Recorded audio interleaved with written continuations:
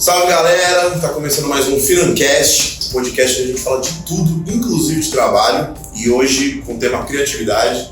Estamos aqui com o nosso caro amigo Daniel, ele que é escritor, ele é o nosso UX designer, tá na tela ali, vocês vão ver depois. Ele tem alguns hobbies aqui que a gente vai explorar bem na discussão aqui, no debate, e não vou dar tanto spoiler, e também é um entusiasta em dublagem.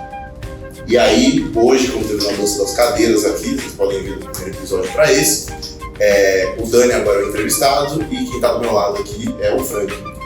Olá pessoal, tudo bem? Sou o Frank, trabalho aqui na Financeira como QA e eu fui promovido de cinegrafista para apresentador e hoje eu vou acompanhar o Caio aqui na nossa entrevista. Boa. Vamos lá, Caio? Dani, seja bem-vindo novamente, né? No primeiro episódio você estava aqui também. E conta um pouco de você, da sua história, quem é o Daniel, o que ele vem fazendo da vida, na carreira. Vamos lá. Olá pessoal, para quem está ouvindo aí, como o Caio falou, eu também estou do outro lado da mesa agora, que é uma sensação diferente, mas é tão legal quanto. Bom, eu desde pequeno eu sempre adorei desenhar, adorei o mundo das artes, sempre fui fissurado em desenho animado desde criança e tal. E eu ainda não sabia o que eu ia fazer quando eu crescesse. Eu falava, quero virar desenhista. E eu nunca tinha feito cursos assim e tudo mais. Só que aí teve uma época que eu queria criar um joguinho de cartas.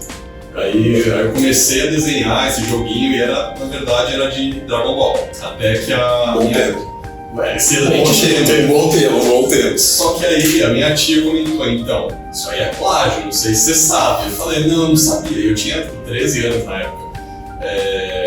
E aí no fim das contas eu desencanei, fui criando outro joguinho, e que aí era uma temática original mesmo. E a minha tia falou, todo jogo precisa de uma história. Eu falei, sério? E eu detestava ler essa época, detestava. E aí, no fim das contas, ao mesmo tempo eu acabei de assistir Eragon, pra quem não lembra desse filme, na época eu achava muito bom. E depois comecei a ler os livros também, e falei, putz, eu quero criar uma história assim também. Aí fiz meu primeiro livro também, mandei para algumas editoras, obviamente tive muitas cartas de recusa, aos 15 anos tinha zero técnica para escrever. E aí os anos passaram também, parei várias vezes de escrever e depois voltei efetivamente em 2013 com mais técnicas. Em meio disso, né, também precisava entrar numa faculdade, gostava de desenhar, mas na época eu não conhecia faculdades específicas para isso, assim, que fosse desenhar personagem, coisa do tipo. E aí eu entrei em design digital, que era o que tinha mais relacionado, assim, eu gostava também que tinha uma veia do design gráfico, uma veia do design de games, e toda essa parte mais digital, também de aplicativo, que eu sempre curti. Mas eu, em paralelo, fui trabalhando como designer gráfico e eu fiquei nesse mercado por quase 9 anos, quase 10 anos aí. Passei por agências de comunicação, na maioria, conversei com muito jornalista, né, que eram sempre os meus pares, né, nessas agências. E aí, faz uns 2 anos mais ou menos, isso foi para final de 2019, começo de 2020, eu decidi que eu queria mudar de carreira, porque eu não estava mais feliz.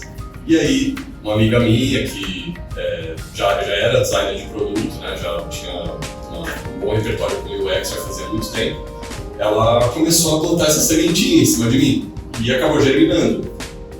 E eu me conectei super, né, com o UX, com a parte de produto no geral, porque eu vi que também é uma forma de contar uma história. Então a gente tem não só a forma de contar uma história, mas é um processo muito parecido com a criação de um livro. Então a gente passa pela experiência, a gente passa pelos testes, pelos leitores ou usuários, né, que vão usar nosso produto ou o nosso livro. Então acabou conectando e deu um match que eu nunca achei que eu teria, assim, depois dos anos que eu já estava infeliz na área de design gráfico, nada contra quem é diretor de arte, mas gente, para quem está ouvindo, o Guilherme, que é o nosso diretor de arte, ele está aqui do lado ouvindo, isso não é um ataque, muito pelo contrário, eu admiro muito, eu ainda faço freela de design gráfico. Não me mande embora, por favor. Não me mande embora, por favor. Eu ainda gosto, ainda faço freelas e tal, mas agora eu realmente me encontrei muito mais na área de produto. E também, né, em paralelo na parte de contar histórias. Legal, cara. Como você entrou nessa parte de UX, né, eu queria fazer uma pergunta para você. Qual que é a diferença de UX e UI? A tradução mesmo, assim, UX é User Experience, né, experiência do usuário, e UI é User Interface, interface do usuário. Então, UI basicamente é o que vai guiar o usuário, né, a pessoa que vai estar usando o produto, o serviço, pelo caminho. Então, desde a partir do momento que a pessoa começa até onde ela termina. Isso é UI, né, a interface, seja a tela de um celular, seja uma Alexa, isso tudo é uma interface. E UX é como isso se torna agradável para a pessoa, como isso é útil, é como se fosse assim, UI é como se fosse um mapa mesmo de papel, e a parte de UX é como que esse caminho vai ser sentido pelo usuário, ou seja, se eu estou percorrendo uma estrada, mas essa estrada está toda esburacada, minha experiência foi horrível, então provavelmente eu não vou querer repetir essa experiência. Então tem essa conexão do UX com o UI. Uma parte é como se fosse a superfície, vamos dizer assim, e o UX é o que está por trás ali, é mais o sentimento, o comportamento. Essa parte divertida. Olha, como eu falei, né, eu estava bem diferente com a parte de design gráfico, e muita gente fala que assim, todo mundo que vem do design gráfico para UX gosta muito mais de UI. Eu gosto muito mais de UX, eu gosto muito da parte de psicologia, da parte comportamental, de conversar com as pessoas, entender mais, assim. Mas eu gosto de UI também, mas eu acho o UX mais divertido. E aí, Dani, acho que essa diferença de UX e UI, ela puxa uma pergunta que eu acho que é muito crítica nesse ramo, que é: o que é melhor, funcional ou estético? Capciosa, Bastante. Cara, o que é melhor, assim, é relativo isso, né? Porque acho que, na verdade, eu iria que, se fosse para escolher um só, eu iria no funcional. Porque pelo menos ele faz a tarefa. Se você for só pelo estético, mas não tiver a função ali, não funciona, né? Basicamente, né? Mas claro, eu acho que as duas coisas não podem nem devem estar separadas, porque, beleza, o negócio funciona, mas ninguém quer usar. Ou seja, o negócio funciona, mas não tem ninguém pra usar, então o que adianta, sabe? A estética, é bonita e tal, mas não funciona. E aí tinha um público em potencial e a gente comeu bola porque não tá funcionando, sabe? Então as duas coisas devem andar juntas. É a mesma coisa, livros. Tem um livro, você vê a capa, nossa, que livro incrível, deve ser maravilhoso. Você abre, você dá uma caída de ânimo ali que é absurda. Experiência frustrante, né? Exato. Ou, nossa, que capa horrível. Às vezes, sei lá, uma capa não há nada a ver, mas o livro é incrível. Só que as duas coisas impactam negativamente a experiência. Né? Eu adoro o exemplo do ketchup que você dá pra galera. Eu acho muito incrível. Vai rolar agora? Não, faz o exemplo, você tá ouvindo e vendo. Tá. Basicamente assim, gente.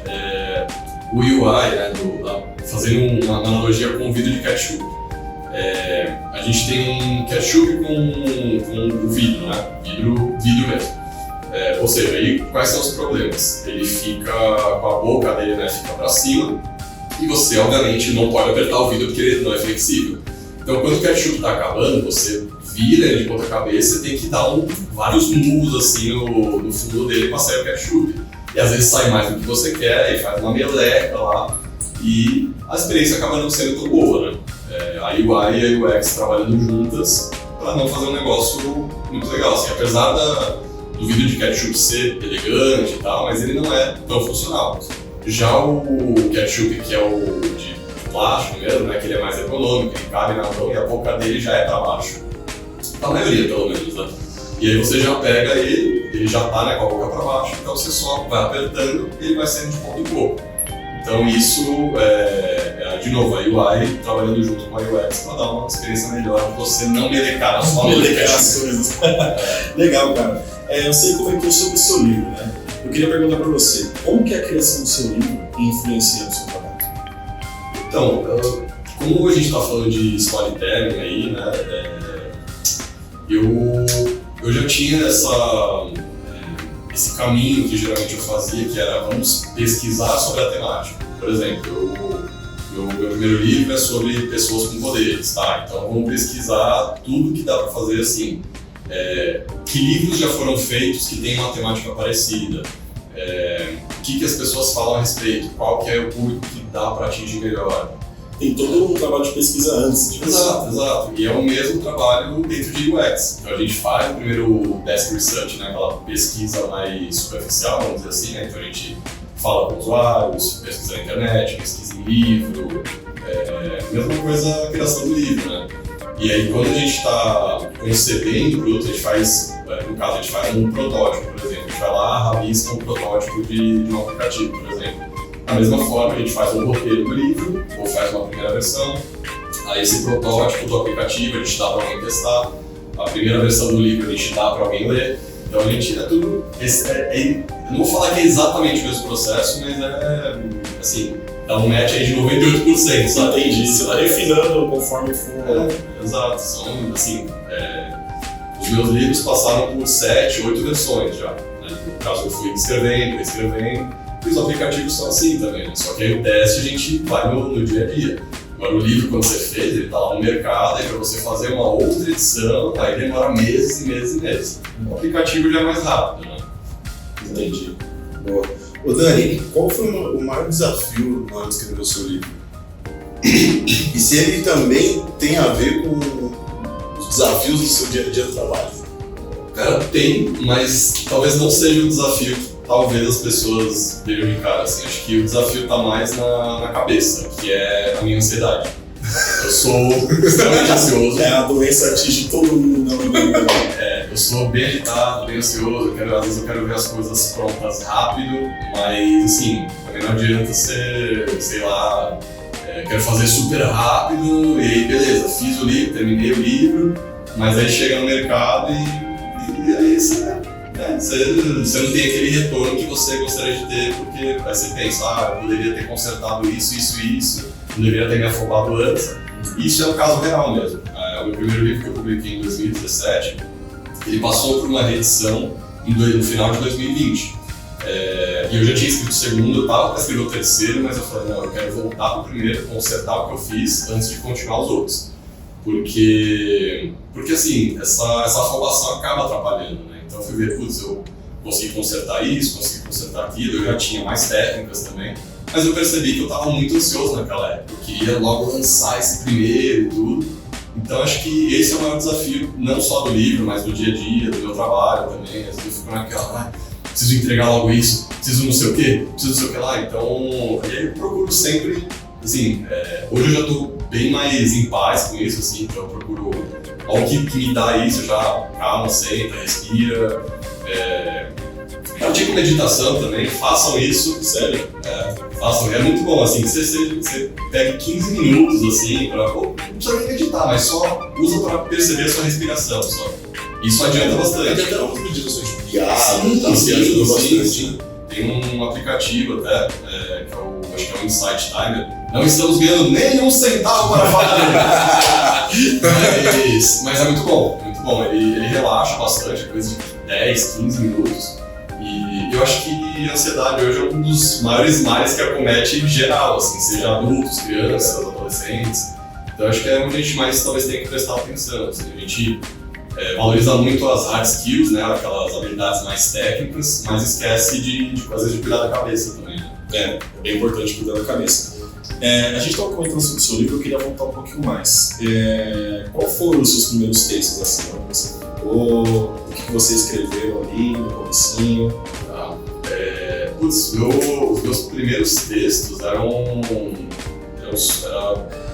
bem medieval, assim, mas era uma coisa juntando várias coisas, era um Pokémon absurdo. É um D&D na vida. O Frank está se referindo ao Dungeons & Dragons, um jogo de RPG bem antigo já. É antigo, não, ele tá super atual. Não, ele é velho, assim. Ele é velho, ele está envelhecendo bem. Ele tá renovando. Tá renovando, E assim, era uma mistura muito absurda, assim.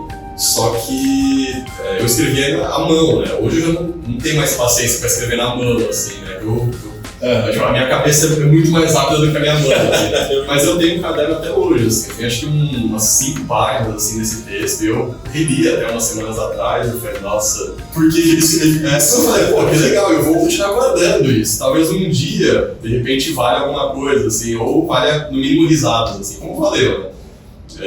Mas aí é aquele negócio, né? A gente tá novo, a gente quer fazer várias coisas. Depois de mais velho também a gente ainda quer fazer muitas coisas. Sim. Mas quanto mais jovem, a gente ainda quer travar muitas coisas, né? Você começou a desenhar antes de escrever? Sim. Eu perdi a conta de quantos Gokus, quantos Pokémons eu desenhei já na infância. Sim. Eu quando era menor, eu também me interessei pela área de escrever, só que eu comecei escrevendo, depois eu me interessei por desenho, foi o contrário, né? Um puxou o outro. E até uma curiosidade que me veio aqui, esses primeiros textos tinham alguma coisa a ver com o seu jogo de cartas? Tinha. Os textos eram justamente a história do jogo. Tá, eu vou revelar o que é esse jogo. Vai, é isso que eu queria tirar dele. O que acontece? Eu não sabia exatamente ainda como eu ia criar esse jogo.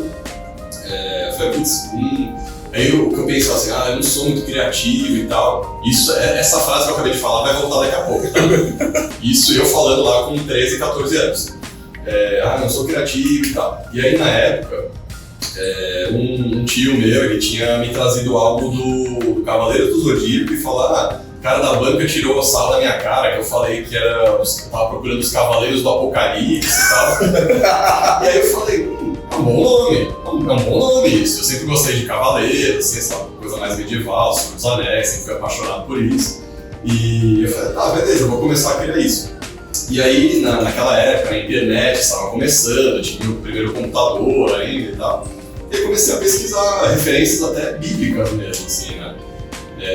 E eu fui desenhando algumas cartas, assim, né, dos 4 cavaleiros, e o que eles traziam junto, e eles tinham o objetivo de destruir a Terra, só que aí depois eles são convertidos para, na verdade, tentar reconstruir a Terra. Então era bem uma paradinha assim.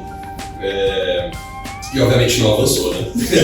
Eu fiz um bolo bem grande, assim, de desenhos à mão mesmo, papel cartão, mas não avançou.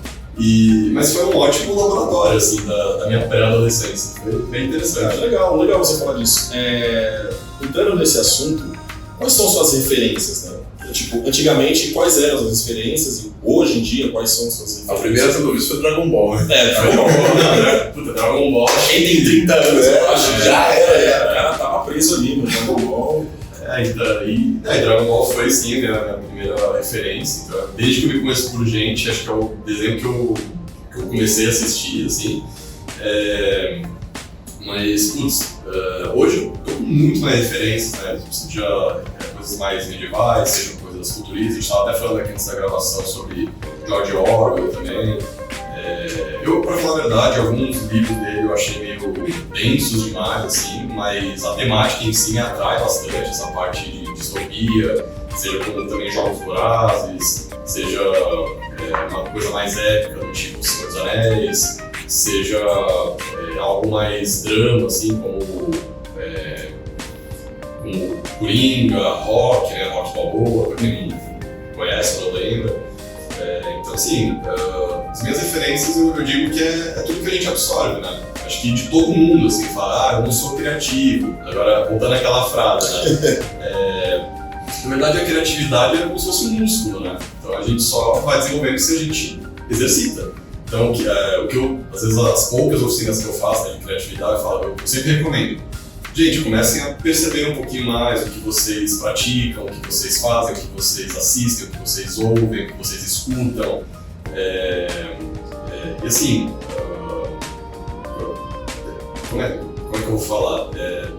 Até para ir praticando um olhar mais analítico. Inclusive, eu recomendo bastante para todo mundo. Assistam desenhos animados, porque eles, principalmente Pixar, né? Ou até outros assim, que estão saindo fora da Pixar, que são tão bons quanto. Que sempre traz um pouco dessas lições, ao mesmo tempo que traz uma coisa lúdica, né? Então acho que tá faltando um pouco disso. Desenho animado é coisa pra criança. Não é. Tem muita coisa boa que a gente consegue tirar dali, sabe? Não é à toa que a pizza encanta qualquer tipo de público, assim. Então, eu acho que a referência, assim, é o que a gente vive no dia a dia. Então, se você vou lá, trabalho, já vou para casa, janto e vou dormir. Aí, obviamente, você não está absorvendo tanto assim, você não está exercitando a sua criatividade. Assim, que você pare 15, 20 minutos para ler alguma coisa já é um exercício. Que você pare 15, 20 minutos para assistir um episódio de alguma série, alguma coisa, já é um exercício. Que você pare para conversar com alguém sobre uma curiosidade inútil, seja qualquer coisa, assim, mas isso já acaba sendo um exercício também para a criatividade. Inclusive, tem muita gente que na oficina que eu fiz de criatividade fala: eu não sou criativo, não sou criativa. Mas não, isso não cola mais. Para mim, não cola mais. Assim, é só você exercitar. Você pode não estar criativo agora. Você vai exercitando, normal. Ninguém nasce já sendo criativo, ninguém nasce já sabendo projetar um aplicativo, programar alguma coisa. É exercício. Parece que tem adivinhar a nossa próxima pergunta. Que era qual seria uma rotina para estimular a criatividade. A gente já respondeu ela falando de desenho e tudo mais. E aí, até dando um gancho, e aí que eu percebo pelo menos, principalmente quem faz rap e tudo mais, nas batalhas eles tendem a ser muito criativos. E eles falam que eles têm muita bagagem, tanto literária quanto de filmes, enfim, de séries. Você acha que tipo, a pessoa saber pouco de muita coisa é melhor do que saber muito de uma coisa só? Cara, pro processo literário, pro processo criativo, desculpa. Olha, ou, tipo, quanto mais conhecimento, melhor. A resposta que eu vou dar é bem cretina, é o que eu mais costumo dar. Depende. Depende, Porque assim, é muito bom que você seja especialista em algum assunto, mas hoje acho que não tem mais esse 880, assim, não. Ou você sabe 100% disso, ou você sabe 10% de tudo.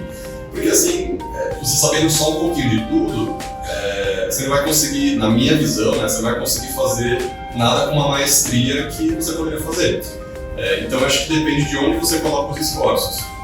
Por exemplo, como a gente falou, a gente quer fazer muitas coisas e tal. Putz, eu escrevo hoje, além da parte de UX, mas eu ainda quero voltar a desenhar, quero aprender a ilustrar de verdade, quero fazer dublagem, quero fazer um monte de coisa, quero voltar a esculpir também, que era uma coisa que eu fazia.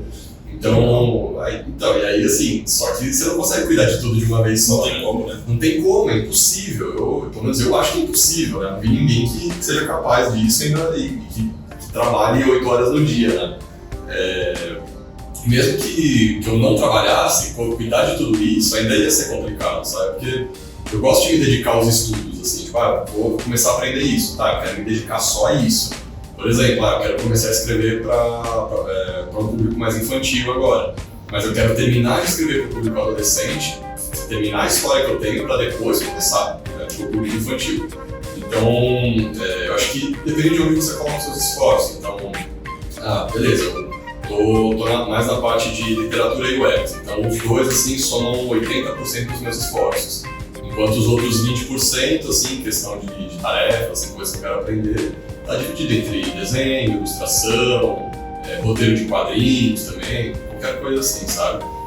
Então acho que é só tomar esse cuidado de fazer nesse caso acho que não é o equilíbrio de vamos colocar tudo igual, sabe? Porque aí você vai querer fazer tudo e não vai ficar bom em nada, sabe? Então o ideal é que você se torne um especialista em alguma coisa, vê uma coisa que você faça com maestria, e depois você vai aprendendo as coisas e vai só agregando, sabe? Entendi. Cara, aproveitar um pouquinho dessa área de criatividade, quero saber os seus hobbies. O que você faz? Quando você está ali no seu hora de descanso, além de esculpir, escrever, trabalhar, né? Quero saber o que você faz para você se divertir ali mesmo, Olha, acho que no tempo livre o que eu mais faço é ler mesmo. Leitura é diversão. Pra mim leitura é diversão. E aí eu fico meio com raiva às vezes de uma coisa que eu quero ler por diversão, ou às vezes ler pra, sei lá, ler por estudo mesmo, e acaba saindo o contrário. Por exemplo, eu vou ler, sei lá, George Orwell para analisar um pouco como ele faz a estrutura do texto. Aí eu vejo, eu tô assim, já imerso na história, eu nem lembro mais do que eu tava analisando, porque eu tava gostando do que eu tava lendo, sabe? Aí eu preciso voltar na minha cabeça, eu anoto no computador, assim, as notinhas de rodapé, né, pra eu ter referência depois. Ou ao contrário, às vezes eu quero só me divertir e eu começo mais a analisar do que me divertir. Mas a leitura pra mim é uma diversão, é um hobby. Às vezes eu faço escultura também, às vezes vou dar uma caminhada também. Hoje eu estou namorando, então a gente passa muito tempo juntos, às vezes vendo série, eu assistindo e ela dormindo, né? Porque vou assistir série, mas 5 minutos e capota, né? E falei, tá, eu sempre pensei, tá, que série que eu vou assistir agora? Gosto bastante de... Sim, eu gosto muito de ir no cinema, mas hoje eu vou pouco, então assisto mais em casa, né? Sair pra trocar uma ideia no bar com os amigos, trocar ideia sobre arte, sobre literatura, sobre qualquer coisa, assim, sabe? São coisas simples, assim, não tenho aqueles hobbies assim, nossa, tempo livre eu pratico rafting, eu vou jogar golfe, hipismo, nada. Eu pratico, eu faço exercício também. Caraca, eu jurava que você ia falar que você faz hipismo, cara. Não. Nossa. Não. Eu faço exercício de vez em quando, faço ginástica, musculação, às vezes jogo vôlei também, mas não tem uma rotina muito específica. Assim, eu sempre penso, essa semana eu vou praticar o quê, sabe? Essa semana eu não fiz exercício. Não, fiz, eu joguei no começo da semana. Mas assim, vai muito do que eu tô a fim de fazer também, sabe? Eu só procuro não ficar sem fazer nada. Não, minto. O tempo ocioso é bom. Mas não ao ponto de que ele começa a te entediar, assim. É bom pra você descansar um pouco e tudo mais. Mas ter um tempo ocioso lá pra você não fazer nada com coisa nenhuma é bom também. Você comentou dos hobbies, acho que tem alguns aí, né, que você tem. Além das suas referências, de cinema, enfim. Você tem algum exemplo ou algo que te marcou, que você pegou ou do seu hobby, ou de um livro, enfim, que te ajudou na sua rotina do trabalho? Tipo assim, eu vi isso daqui no livro, eu preciso colocar aqui no trabalho que eu acho que vai dar jogo. Cara, eu acho que eu aplicava antes e depois eu comecei a aplicar no trabalho. Eu acho que também é isso que a gente já comentou sobre o paralelo da criação de histórias com o UX. Quando eu percebi que era basicamente a mesma coisa, o processo de descoberta, né, de UX ficou muito mais fácil para mim. E também, assim, né, coisas da minha vida pessoal, né, que é esse exercício de fazer uma história do zero no improviso, eu quis começar a trazer pro trabalho, para as outras pessoas, para soltar mais a mão, sabe?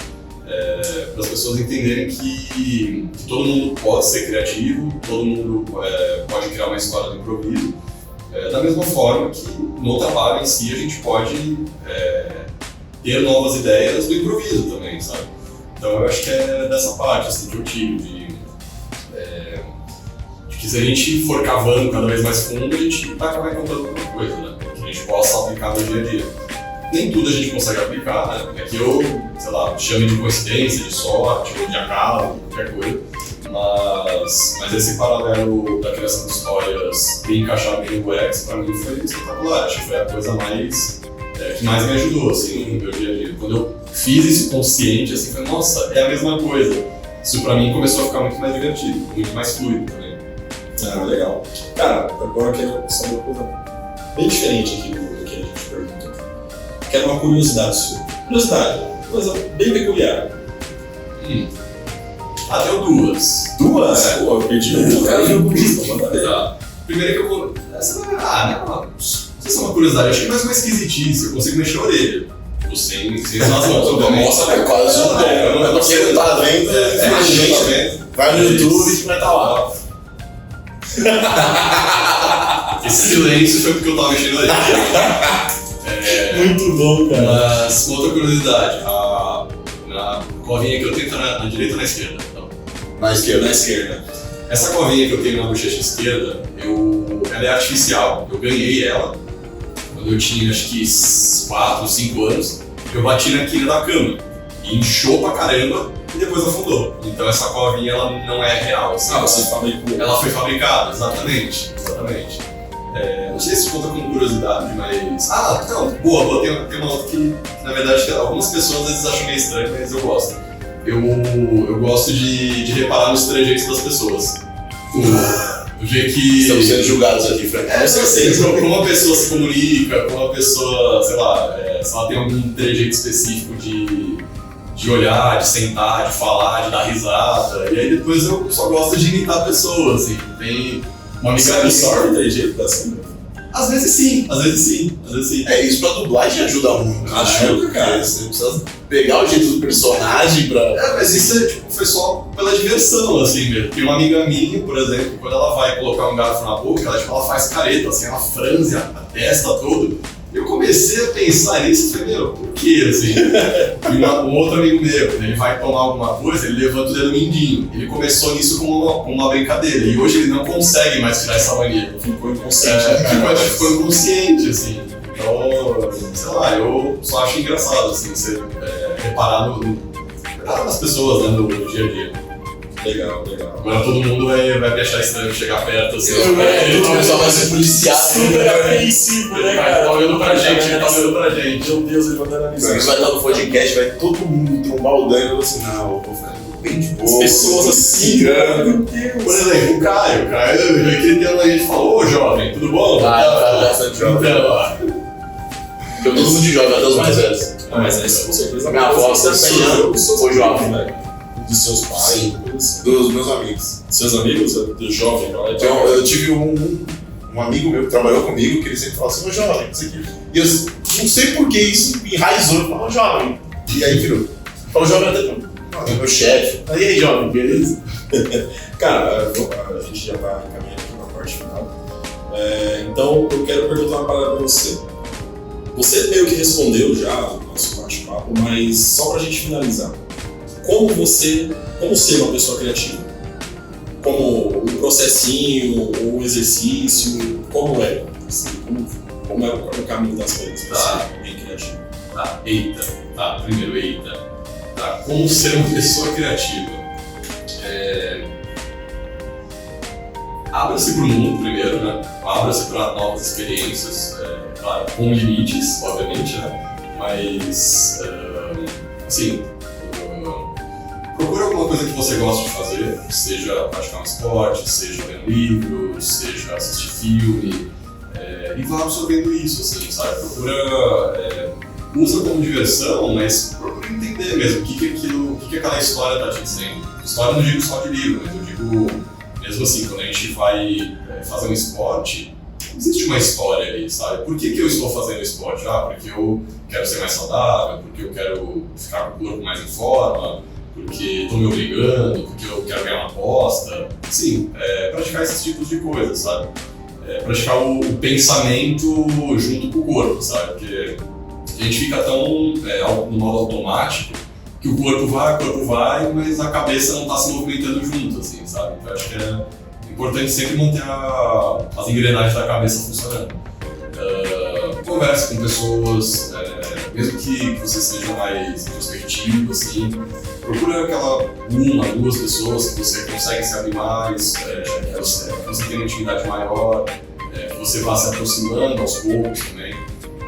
Tudo isso é uma forma de ser mais criativo, assim. Por isso que eu fico bem irritado quando a pessoa fala, não sou criativo. Tá, pode ser agora, mas vamos começar a fazer um exercício aqui, exercício assim, né? Ler um livro, vai praticar um esporte, tudo isso que eu falei agora, assim. Não gosto de ler livro, vai ler uma revista em quadrinho, vai ler uma crônica, vai ler jornal, vai ler qualquer coisa, assim, sabe? E também estudo, assim, né? Qualquer tipo de curso, seja um curso de dublagem, jardinagem, capinagem, esses lá existem, mas qualquer coisa, assim, sabe? Deve existir. Deve existir.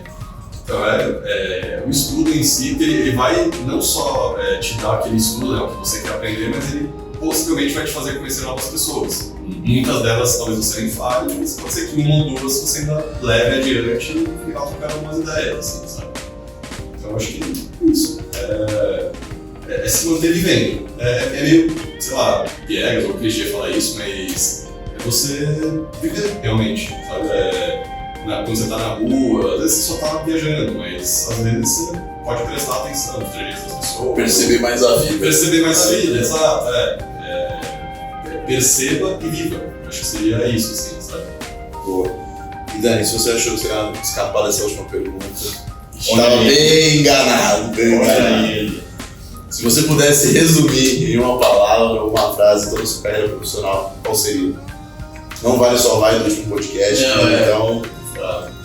Eu ia pegar vida exigente. Agora não, eu ia pegar viva e perceba. Só que eu acho que é um pouco mais complexo que isso, mas eu acho que você capciona essa pergunta. Eu sei que é. Eu acho, é isso aí. capciosa. Essa parte vai cortar da edição. Não, fluido. Não importa não. Não tem essa não. 10 minutos Não tem essa na não. frase. Eu acho que. Não, mas eu acho que é isso mesmo. Perceba enquanto você vive, assim. Não só sobreviva, mas viva e perceba. Acho que é isso. Profundo. Muito bem. Dani, quer deixar algum recado, alguma rede social aí? Fica à vontade, o espaço é seu, 100%. Olha, pra quem quiser me chamar em Instagram, LinkedIn, fica à vontade. Meu Instagram aqui. Tem uma coisa que meu sobrenome ele é diferente algumas vezes. Então, meu Instagram é Daniel Renatini, com 2 T's. Lá você acompanha. Eu gosto mais coisa de livro, assim, então. Pra quem não gosta. A gente pode deixar também na descrição. Põe na telinha aqui. Deixa na descrição. Editor, me ajuda. A gente deixa o LinkedIn aí também. Quem quiser bater um papo sobre criatividade, sobre UX. E quem me encontrar com os corredores, também, obviamente, minha vontade, fica mais do que a vontade para chamar, como as pessoas já fazem. Então continuem. E é isso. Boa. Franklin, alguma consideração final? Eu achei bem legal essa parte de criatividade. Eu achei que você ia falar do médico, mas você não falou.